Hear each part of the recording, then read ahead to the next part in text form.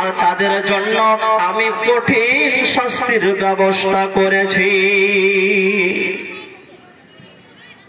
এখান থেকে বুঝতে পারলাম যে আল্লাহ তাআলা যাকে ঈমানদার করবেন, যাকে হিদায়াত প্রাপ্ত করবেন, একমাত্র সেই হিদায়াত প্রাপ্ত হতে পারবে, নচেত কেউ নয়। কেন? আল্লাহ তো বলছেন, হে নবী, যারা আমার সাথে কুফরি করেছে, যারা বেঈমানি করেছে, যারা বাটপারি করেছে, যারা মুশরিকিন হয়ে আছে, তাদের অন্তরে তো আমি মোহর মেরে রেখেছি, তাদের অন্তরে তো আমি মোহর দিয়ে রেখেছি, সিল মেরে রেখেছি, এবং তাদের চোখের মধ্যে আমি পর্দা দিয়ে দিয়েছি। তারা হেদায়াত প্রাপ্ত হতে পারবে না যতক্ষণ পর্যন্ত আমি না তাদেরকে হেদায়াত দেব। আমি না তাদেরকে যতক্ষণ পর্যন্ত ঈমানদার বানাবো ততক্ষণ পর্যন্ত তিনি মুমিন হতে পারবেন না। আল্লাহ রাব্বুল আলামিন বলেন, আপনাদের সম্মুখে কয়েকটি হাদিস পরিবেশন করেছি, সময় সংকীর্ণর ভিতরে বন্ধুরে আমার হাদিসটি শ্রবণ করুন। হাদিসের রাবী হযরতে আবু হুরায়রা রাদিয়াল্লাহু তাআলা আনহু, তিনি বলেন, ক্বালা রাসূলুল্লাহ সাল্লাল্লাহু আলাইহি ওয়াসাল্লাম, আল্লাহ রাসূল সাল্লাল্লাহু আলাইহি ওয়াসাল্লাম বলেছেন, وعن أبي هريرة رضي الله تعالى عنه قال قال رسول الله صلى الله عليه وسلم الإيمان بضع وستون أو بضع وسبعون شعبة فأفضلها ঈমানের 60 থেকে 70 এর অধিক শাখা প্রশাখা রয়েছে। قول لا إله إلا الله, তার মধ্যে থেকে সবচাইতে উত্তম হলো, সব থেকে উত্তম হলো, সবচাইতে ভালো হলো কালেমা লা ইলাহা ইল্লাল্লাহ, অর্থাৎ আল্লাহ ব্যতীত এই কথার সাক্ষ্য দেওয়া যে আল্লাহ ছাড়া কোনো ইলাহ নেই, আল্লাহ ছাড়া কোনো রব, আল্লাহ ছাড়া কোনো মাবুদ নেই। আর ওয়াদনাহা ইবাদাতুল আযা, আর সবচাইতে নিম্নতমের ঈমানের শাখা হলো, ওর চাইতে নিচু দরজার শাখা হলো আনিত তরিক, রাস্তা থেকে কোনো কষ্টদায়ক জিনিসকে সরিয়ে দেওয়া। ওয়াল হায়া শুবাতুম মিনাল ঈমান, আর মানুষের ভিতরে লজ্জা থাকাটাও হলো ঈমানের একটি শাখা।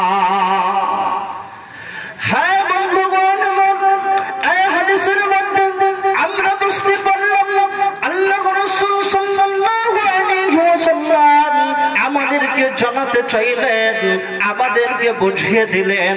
হাদিস থেকে বুঝতে পারলাম ঈমানের সর্বোচ্চ দরজা হলো লা ইলাহা ইল্লাল্লাহ, যে আল্লাহ ছাড়া কোনো মাবুদ নেই।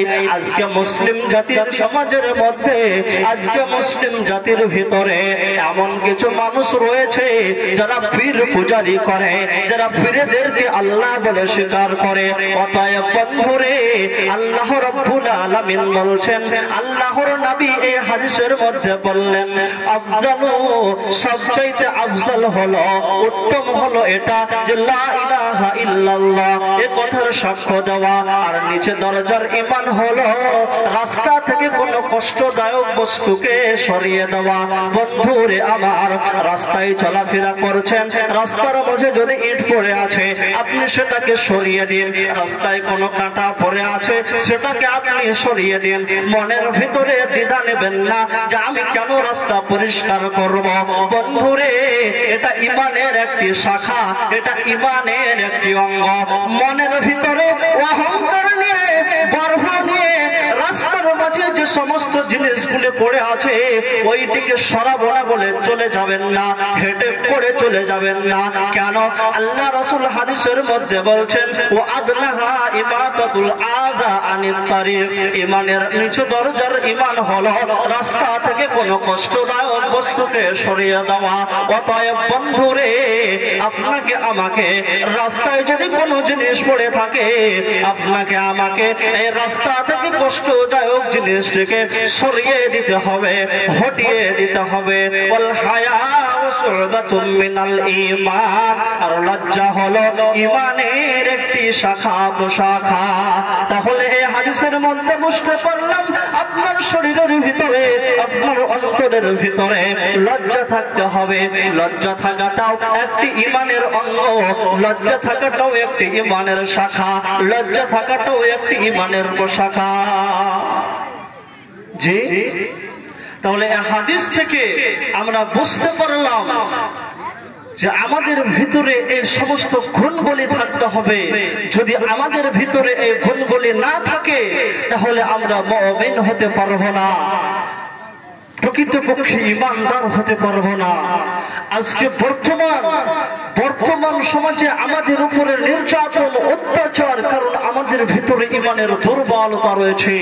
আল্লাহ রাব্বুল আলামিন যেখানে আদেশ করছেন আমাদেরকে সালাত পড়ার ব্যাপারে, যেখানে আদেশ করছেন যাকাত দেওয়ার উপরে, যেখানে আদেশ করছেন আমাদেরকে রমজান মাসের সিয়ামগুলি পালন করার ব্যাপারে, অতএব আমরা এই সমস্ত ফরজ কাজগুলিকে, আদেশকে যদি আমরা অমান্য করে চলি আমরা পূর্ণ মুমিন হতে পারবো? কোনদিন পারবো না। তাহলে আমাদেরকে এই সমস্ত কর্মগুলি রাখতে হবে, আমাদেরকে এই সমস্ত কর্মগুলি করতে হবে যদি আমরা প্রকৃতপক্ষে মুমিন হতে চাই, যদি আমরা প্রকৃতপক্ষে ঈমানদার হতে চাই। তাই পরিশেষে আল্লাহর কাছে দোয়া করব। সময় আমার 8টা পর্যন্ত সময় হয়ে গেছে। আমি পরিশেষে আপনাদের কাছে দোয়া করব।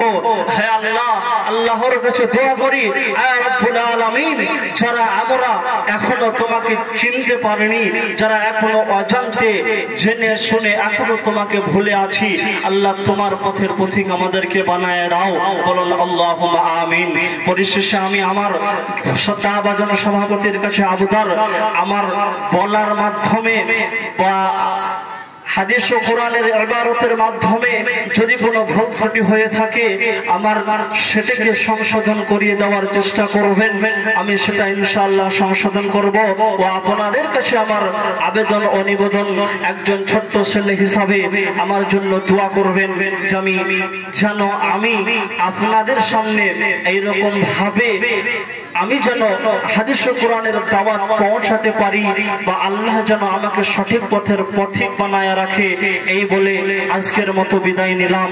হায়াত বাকি তো মুলাকাত বাকি। দোয়া করবেন। ওমা আলাইনা ইল্লাল বালাগ। আসসালামু আলাইকুম ওয়া রাহমাতুল্লাহি ওয়া বারাকাতুহু।